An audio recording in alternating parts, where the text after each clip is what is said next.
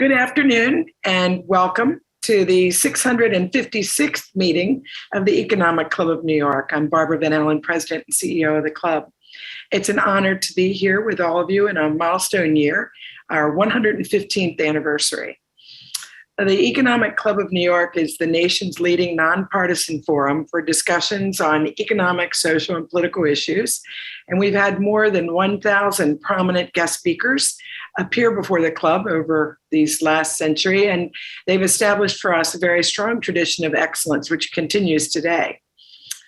Before we get started, I want to give a special welcome to members of the ECNY 2022 class of fellows, a diverse, rising, next-gen business thought leader group that we now number 55. It started out as 24 years ago, and now we're up to 55.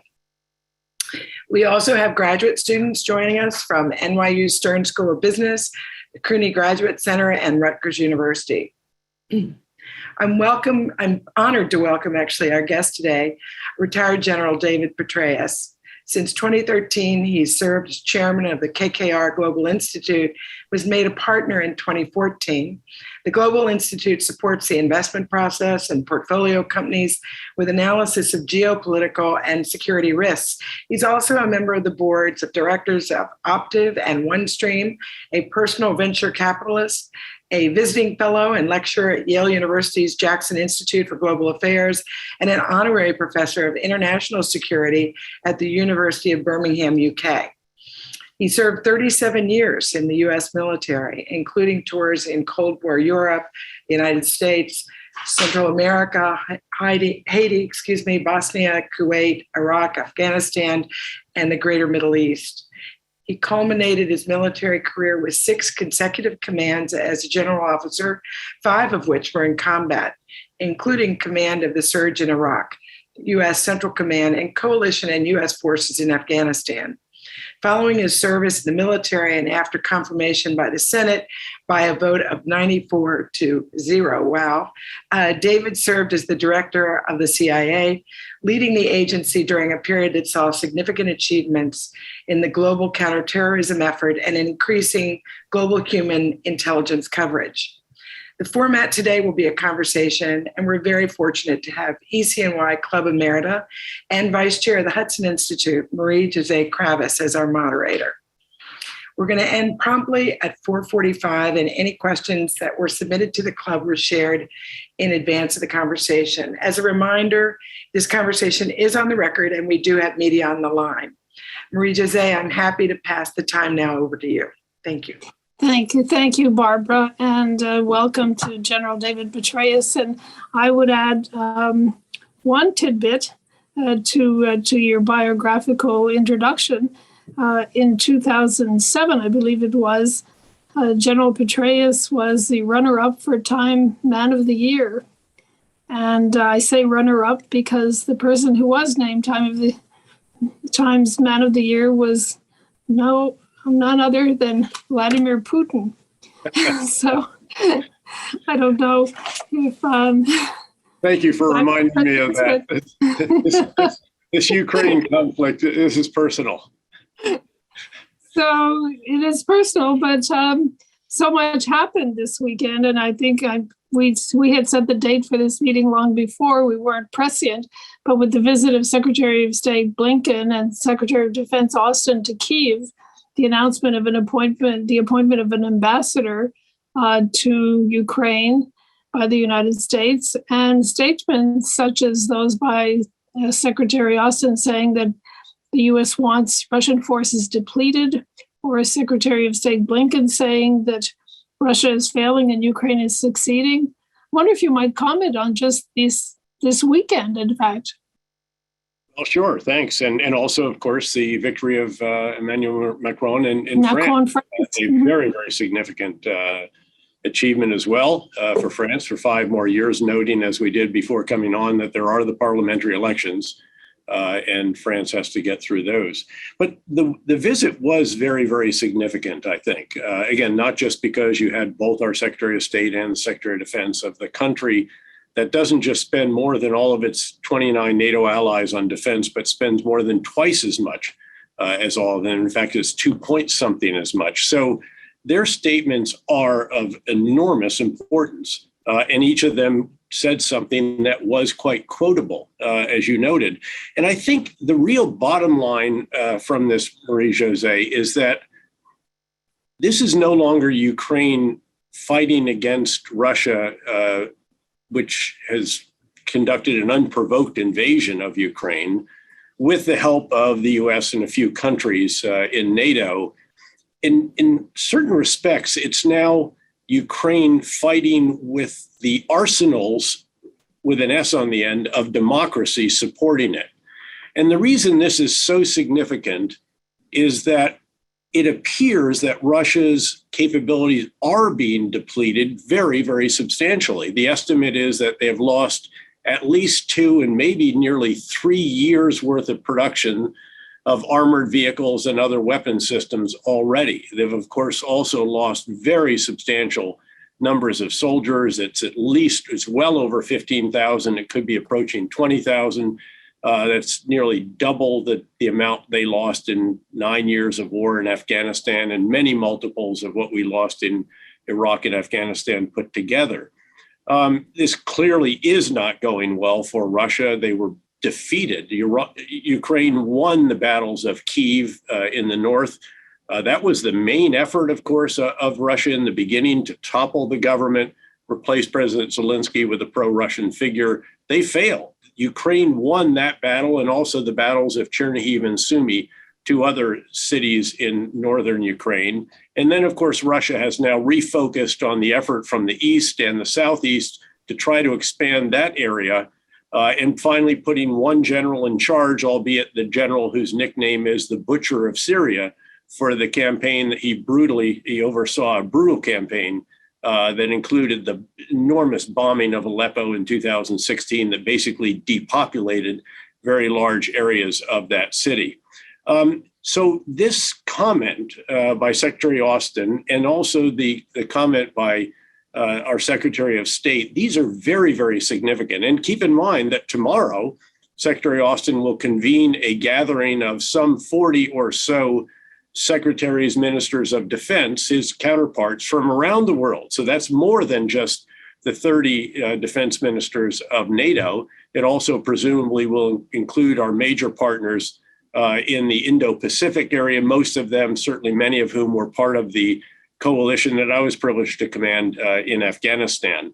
They're all going to come together and determine how they can support a country that has a democracy and a pretty free market economic system against one that clearly does not.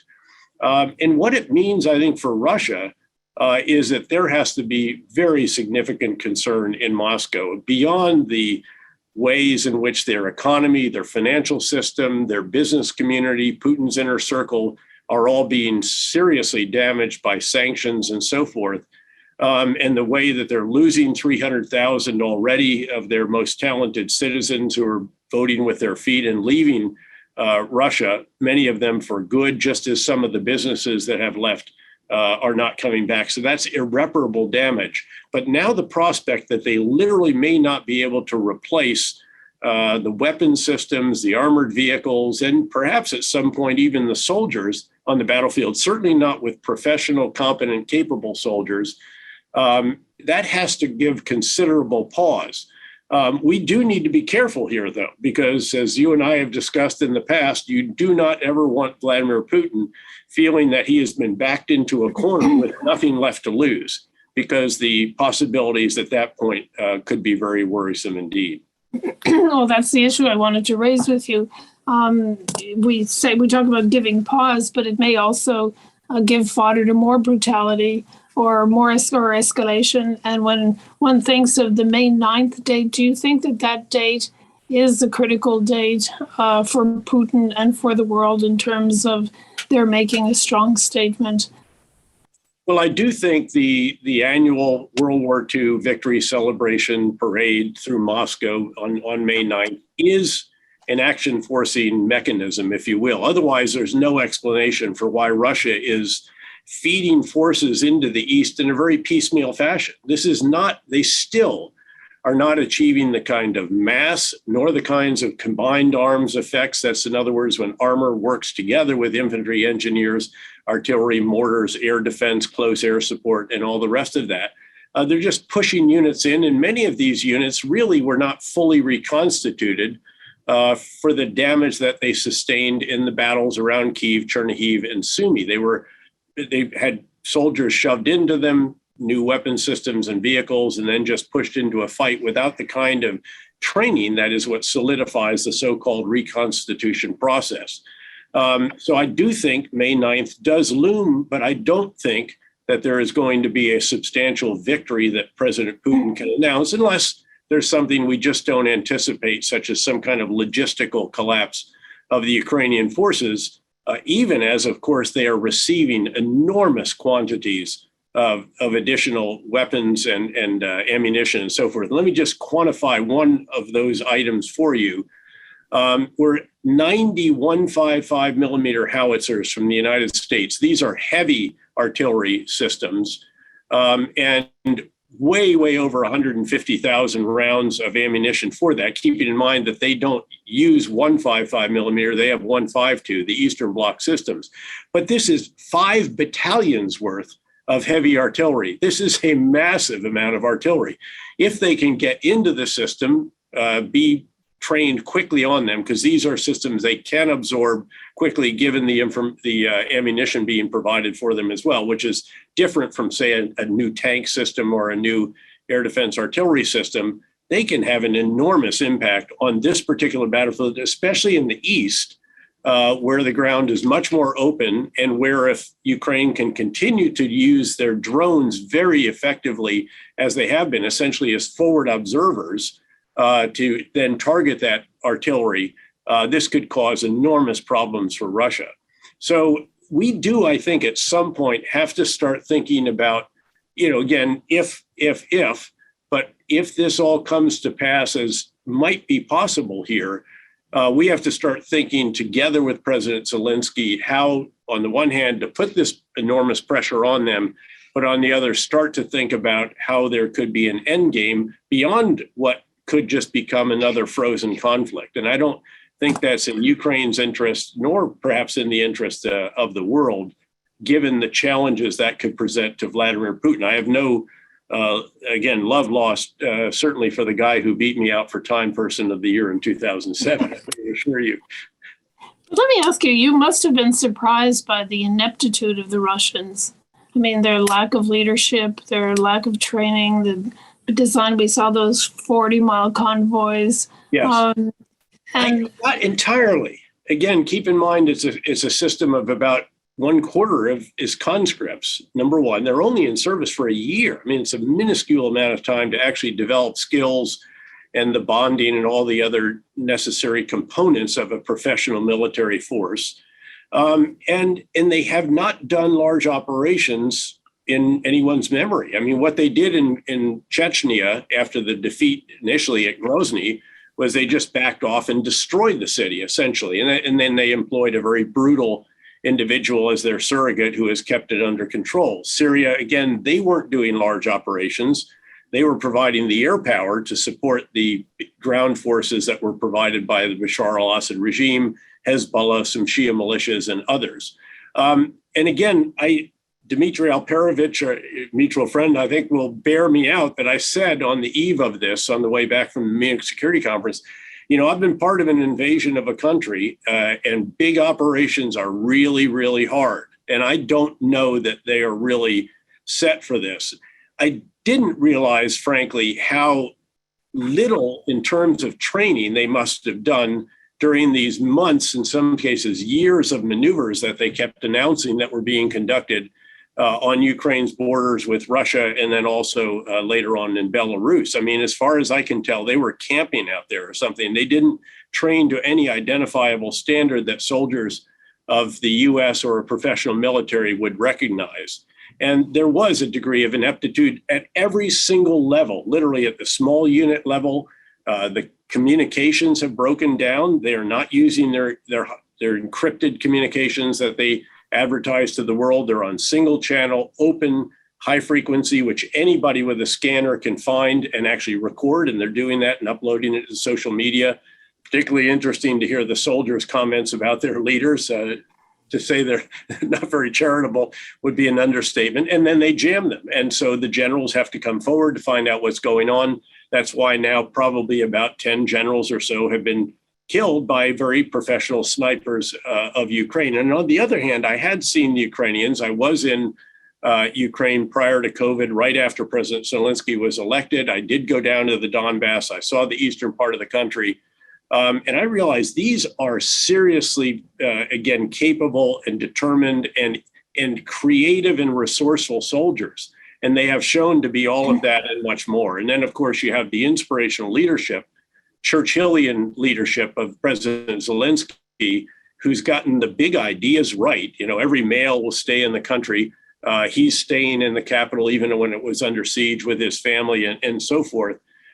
You see all the ingredients for what Ukraine has done so impressively, which is not only to stop the Russians, but indeed to be counterattacking against them northwest and east of Kyiv and in the other cities. And now the determined resistance, they're going to have to give some ground in the east. Again, it's much more open, although the fields are still not fully trafficable. But they'll probably have to give some degree of ground. But I don't think that they will be broken or that they will be encircled the way the Russians would like to encircle them. You've often referred to the fact that Russia has no non-commissioned officer corps. Yes, and that's a key weakness and an inability of soldiers to take important real-time decisions. It's a crippling deficiency, really, and why they've never remedied this. This goes back to the Soviet Union. In fact, what's also interesting, I must say, is I was, in the Cold War days, served on the inter-German border as a major and so forth, and was a speechwriter for the Supreme Allied Commander of Europe. The war that we were preparing for then is, in many respects, what we're seeing now, except with the addition maybe of social media, drones, and some other advances. And some of those we're about to see, because these loitering munitions that we're putting in there, the Switchblade drone and the Phoenix Ghost in particular, can be very, very damaging to the Russians if we can get them in there quickly enough and in sufficient numbers. But yes, the absence of a non-commissioned officer corps that takes the initiative is just completely lacking. And they really don't even have initiative at the lower level. In Iraq, we had in my counterinsurgency guidance a series of admonitions, imperatives, if you will. There was one that said, promote initiative. And then it went on and explained, in the absence of orders, figure out what they should have been and execute aggressively. That is not the culture of the Russian military. They wait for instructions from above. And frankly, the level of competence has been shockingly low. But the level of brutality has been shockingly high. And one thing, for example, in Russia, they're finding civilians that have been attacked with flechettes, which are really World War I. Yes, this is a culture of weapons. War crimes, basically. I mean, in our culture, we tried to adhere to the Geneva Convention. When we made mistakes, and there were some notable ones. Abu Ghraib would be among them, indelible images that will always haunt us. We took action, and then we sought to figure out, how do we make amends? How do we correct it? How do we mitigate the risks of this happening in the future? It's completely the opposite, it appears, with the Russians. And again, based on taped radio calls, it's very clear that they actually tell their soldiers to go ahead, essentially, and kill people very indiscriminately. And certainly their targeting has been completely in violation of, again, the law of land warfare. And they're doing more and more damage to civilian infrastructure as they get deeper into this operation.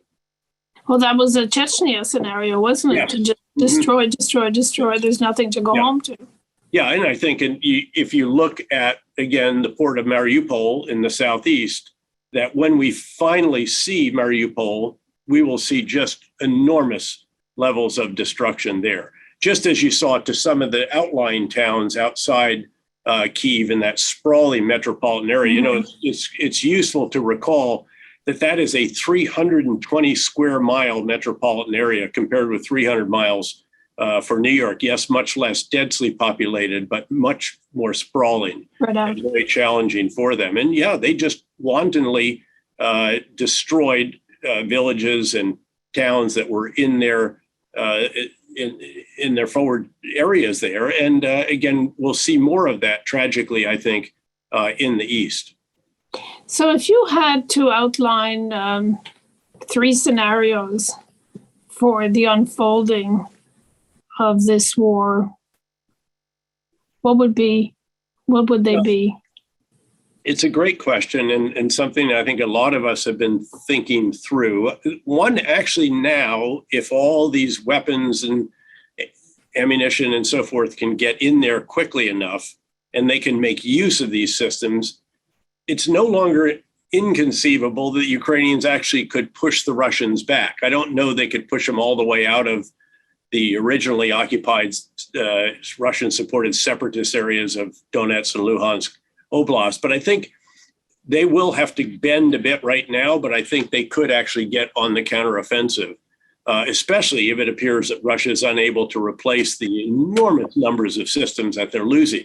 And I'll just add as an aside that there's a phenomenal website that actually documents all of this, as only you can today, because it uses the metadata from photographs on social media. And Ukraine, on their side, they're photographing everything that is destroyed by Russia. And they are painstakingly assembling the list of all that's been destroyed. It's over 3,000, I think, now, in terms of overall end systems. And it's many, many hundreds of tanks, just as a single example.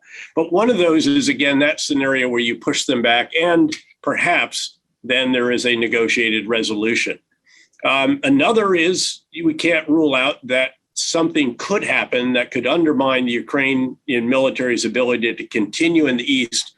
There could be a breakthrough by Russia, and they could, in a way, declare victory and then just shore that up and make that a new frozen conflict.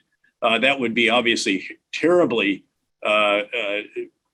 devastating, I think, for Ukraine, given that so much of the industrial areas are in that particular area, and whether or not it includes Kharkiv, which has still not been encircled, would be in question. I guess there is a scenario, again, that you could have some kind of negotiated resolution as perhaps both sides realize that they're in a war of attrition in which there are no winners. Keeping in mind that the attrition on Russia's side is not just the weapon systems and armored vehicles and soldiers, it's also, again, the damage to their economy, financial system, business community, Putin's inner circle, and just the best and brightest of Russia. And you will have seen, I think, another one of the developments just in the last 24 hours or so is that Russia no longer releases economic data, presumably because it is so disheartening. So, I mean, that's the broad contours of how this plays out. And I think the big question, as a former economics professor, you should always say it depends. To begin on the one hand. Yes, of course. And I think it does depend specifically, really right now, on how quickly these massive commitments, and I've just highlighted a few from the US side.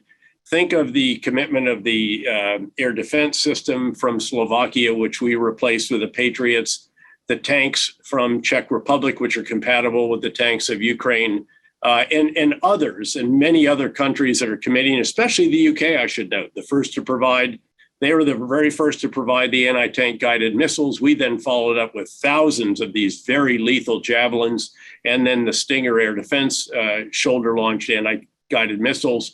But they are also the first with anti-ship missiles, and they've been the first in a variety of other ways. So it's interesting to see global Britain move out and demonstrate the kind of agility that a lot of us thought it might have, and indeed has demonstrated in this case, but then noting that the capabilities from the US inevitably dwarf really everything that everyone else does by a factor of at least 2 or 3. But there's an elephant in the room, and that's energy. Yes. And on the one hand, we're bleeding Russia through with sanctions and so on, but we're also feeding Russia with important revenues, substantial revenues for oil and gas. How long do crude oil? Crude oil, I think, is literally 3 times the revenue of gas, actually. Right. The gas is the one in which so many countries are just, completely dependent And you just cannot replace it with LNG. In fact, I believe Germany still does not have a regasification terminal. That's right. So and that would take years to build. Yes, exactly right. So there are real challenges here. On the one hand, it increases Russia's trade surplus, its current account surplus, and it's feeding the effort. And of course, it's coal as well. So they're a top 3 producer in each of the areas of coal, natural gas, and crude oil. And of course, then we should talk about the impact on agricultural foodstuffs. 35% of the world's wheat exports actually come roughly out of the Black Sea region, a combination of Russia, but especially Ukraine. Those are not going to many countries this year. Egypt and a number of other African countries in particular that are dependent on that could experience real troubles as a result. Of course, the global market of that will see an impact of there's some countries in South America that have had drought conditions that will suffer as well. And then we haven't talked about palladium, nickel, copper, all these other minerals that are so important that come out of Russia as well. And obviously, this is why at the end of the day, we've got to try to figure out how to get to a negotiated resolution, albeit one that, again, I'm not in the least bit disappointed to see Russia's capacity for invading another country, in this case, perhaps a NATO country, reduced very, very considerably as a result of this unprovoked invasion of neighboring Ukraine. But in light of this dependence on so many natural resources and foodstuffs, I wonder how long Europe can stay united. You mentioned the election of Emmanuel Macron last night, but one of the key issues in the French election was purchasing power. People are really hurt by inflation and these rising prices, and those pressures will be felt more and more. How long do you think Europe can stay united?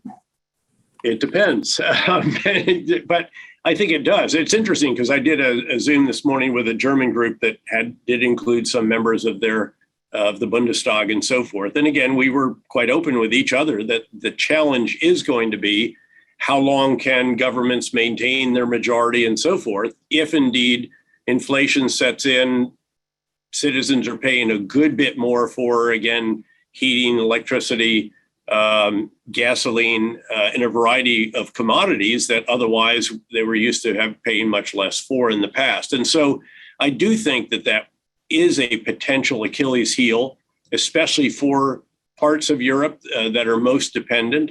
And it has to be a concern.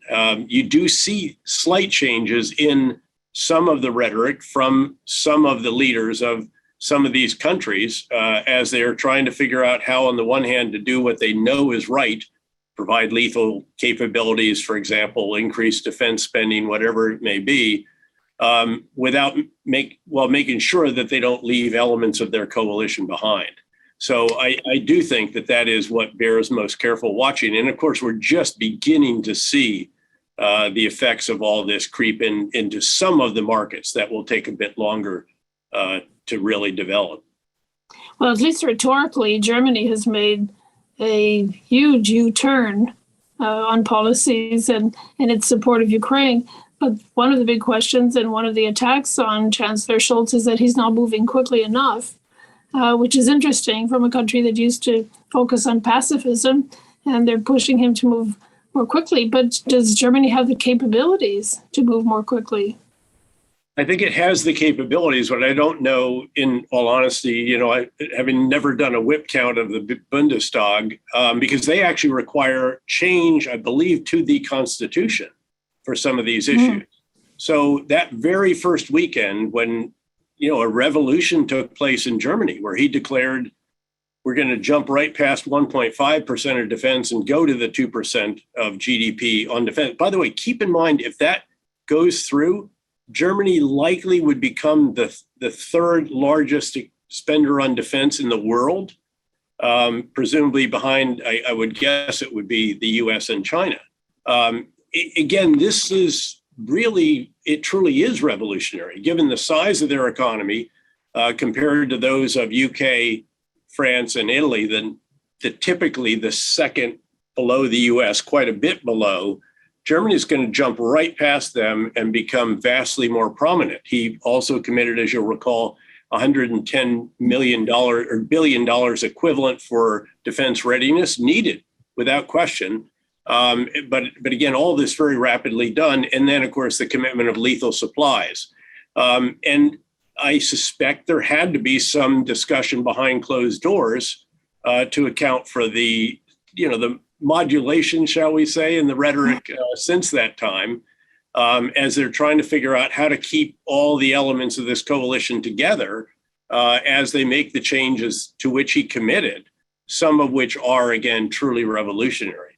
And again, the ramifications of this are really very, very significant. As someone who, again, grew up in NATO from the time he was a second lieutenant airborne platoon leader in Vicenza, Italy, all the way to literally a 3- and 4-star commander. In each case was dual-hatted as a NATO commander.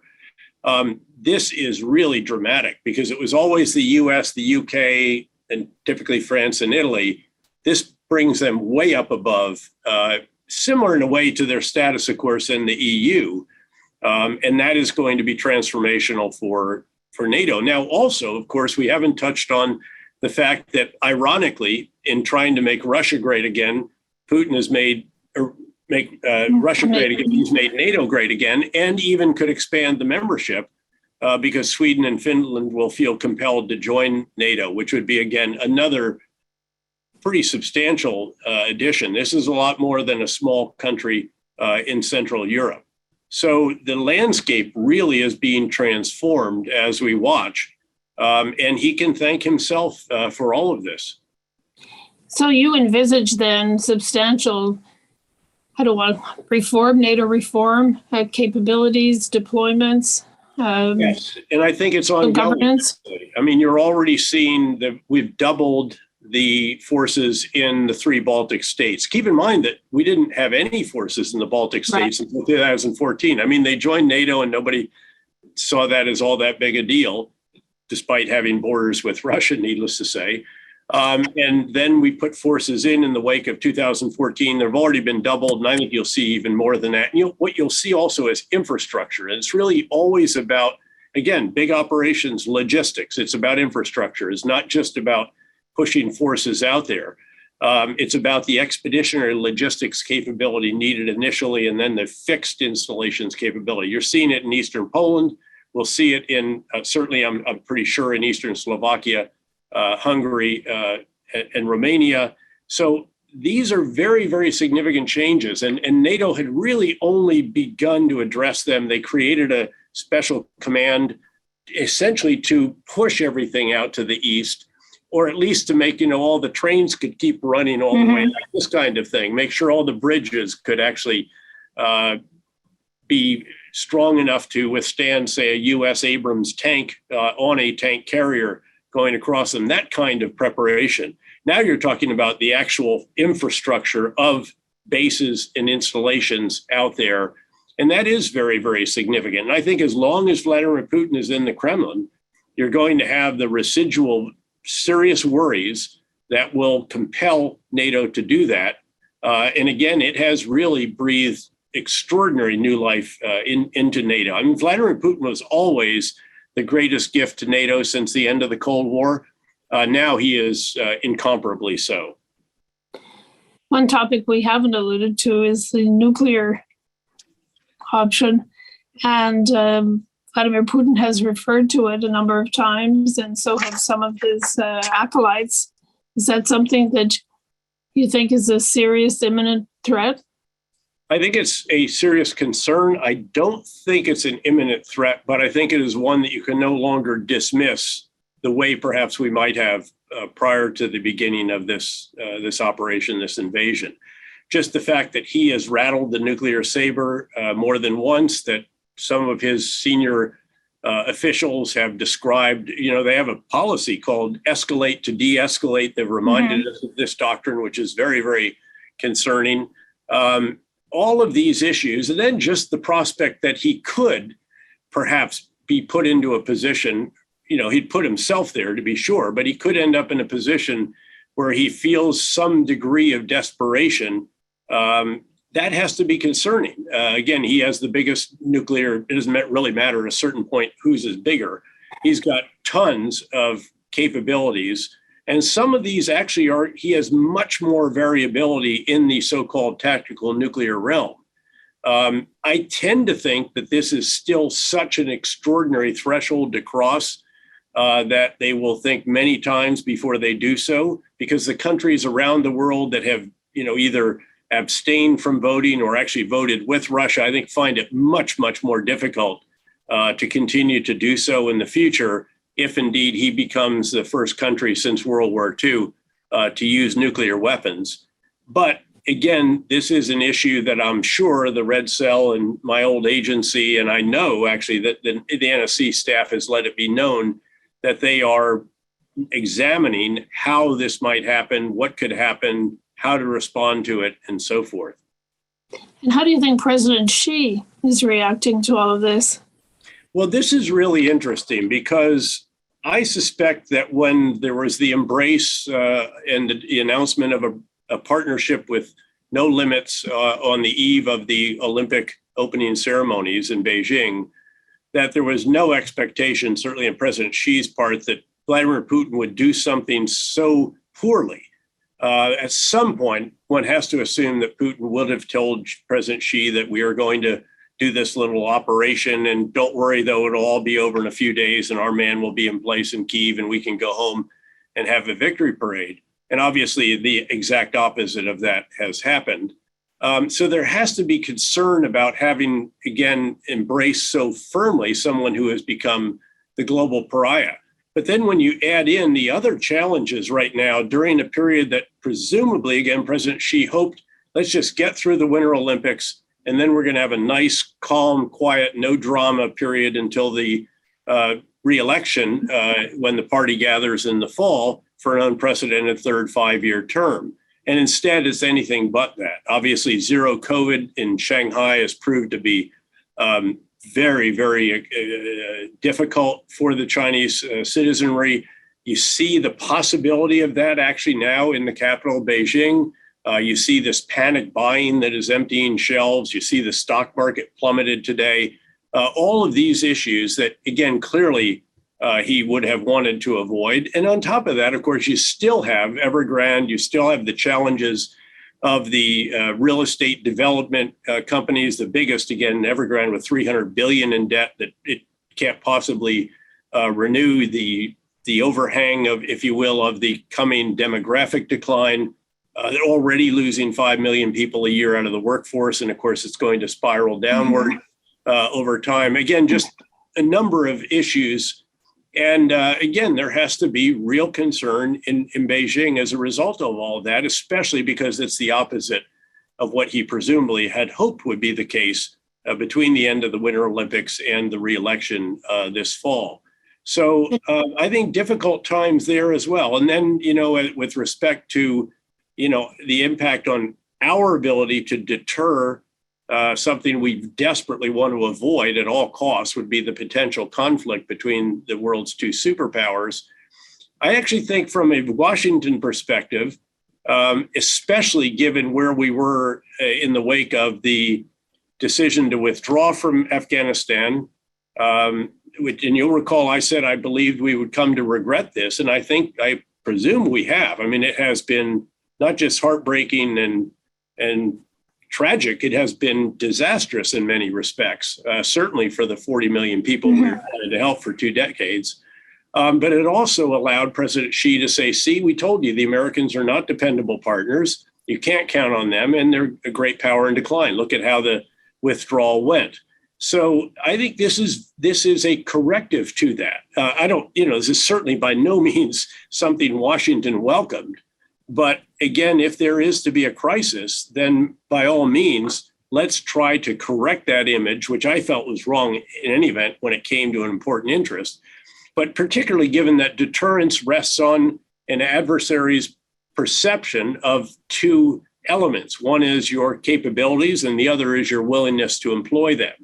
And I think this does allow the United States to do what I believe we should do, which is to lead the world in really important causes like this one. and that there is, again, a positive result of that in the sense of when you look at the effort to deter a would-be adversary from doing something you desperately want to avoid becoming engaged in. So you think that, I don't want to be too political, but this new package promised by the U.S. has to be approved by the Senate, and there seems to be a lot of horse trading going on in our Senate. That would be detrimental to the U.S. in the world, don't you think? I tend to think there's such strong bipartisan support. I mean, I perhaps should remind the viewers, I am completely I'm not political at all. I don't even register, much less vote, support a party, endorse candidates. And I speak to members of either party. I just spoke, in fact, to the Ukraine caucus, which has members from both parties in the U.S. Senate. And it is very, very clear that there is strong bipartisan support for just about anything that folks want to put forward to support Ukraine at this point in time. And that's how we've been able to do these massive drawdowns of our military capabilities. We're way over $3 billion. I'm trying to determine whether or not that latest commitment yesterday adds on top of the 3-point-something billion that we've already committed since 24 February. I think that's the case. And again, we're talking a massive sum and enormous capabilities that we are providing to Ukraine. And some of these don't get much coverage. Counterfire radars, I think it's 8 or 9 more of those, because we've already given those in the past. Those are extraordinary because they can identify precisely where the Russian artillery is that's hitting Ukrainian forces. And if it's integrated properly with these new 155 millimeter howitzers, they can immediately target those digitally and respond with very heavy artillery fire. So one of the questions that keeps coming up is why the Russians haven't used more cyber attacks, more cyber intelligence. It's, I think, in part, first of all, they did hit Ukraine very, very hard right at the outset. And I think basically the effort here again, just as in the Ukrainian military writ large, but the effort to shore up Ukraine's cybersecurity has paid off. And it's publicly known that there has been considerable assistance from various agencies of the US government, and that reportedly that assistance continues, albeit no longer with boots on the ground in Kyiv, but presumably nearby. And of course, you don't need to even be nearby in this day and age. You just need to have high-speed internet access and secure links. And that's very, very doable. So that's one of the reasons. Now, there is legitimate concern. I mean, when the president of the United States says we need to get our force shields up and so forth, that is serious. And that is presumably the result of intelligence that says that Russia is exploring some kinds of potentially very damaging attacks. But the fact is that, again, the work that has been done, not just in Ukraine, but in the United States and so forth in recent years, appears to be paying off a bit, although I recognize very much how much more needs to be done. The Cybersecurity and Infrastructure Security Agency has only been around for a few years. We're just on the second director, admittedly a second extraordinary director following the founding director. So Jen Easterly is just across the charts, sheer brilliant, and a tremendous, as are the two others that are in the key positions in the White House, and also as the so-called cyber czar, Chris Inglis, former longest serving civilian deputy of NSA.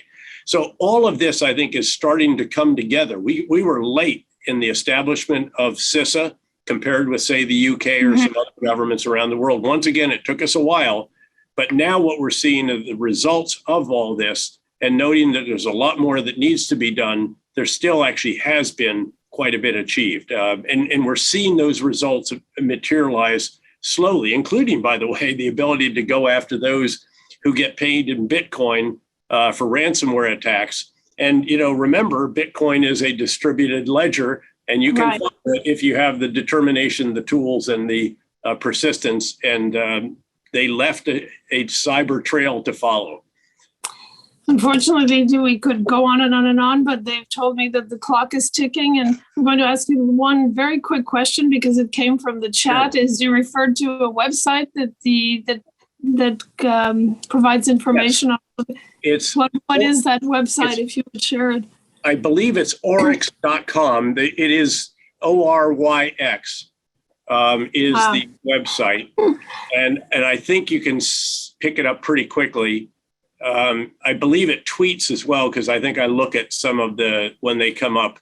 But that's the one that is really quite extraordinary. And it has documented painstakingly every destroyed item that it reports on its ledger. Well, I have to thank you for your time, for your insights, for your informative responses. And unfortunately, it seems that this war may last longer than we anticipated. So we'll probably call upon you again to update us on what is happening and what might happen and what should happen. So thank you so much. Thank you for your time and all of your information and knowledge. And I'll turn it over to Barbara. Well, thank you both. What a terrific conversation, so full of insights. And we do hope to get you back, both of you, together again down the road a bit. I want to thank everybody for joining us. And I'm putting up on the screen very quickly the upcoming events. As you can see, we have a full schedule. And I'd encourage you to continue to check our website as we keep adding many items to the calendar. I also want to just bring to your attention June 27th, we're going to have our Peter G. Peterson Leadership Excellence Award Dinner, where we're going to be giving 2 awards this year. So that's a very exciting new addition to the calendar, June the 27th. I'd also like to take a moment to recognize the members of the Centennial Society that joined us today, as their contributions continue to be the financial backbone of support for the club's work. Thank you, everyone. Please enjoy your day. Thank you, Marie-Josée, and thank you so much, General Petraeus. Thank you.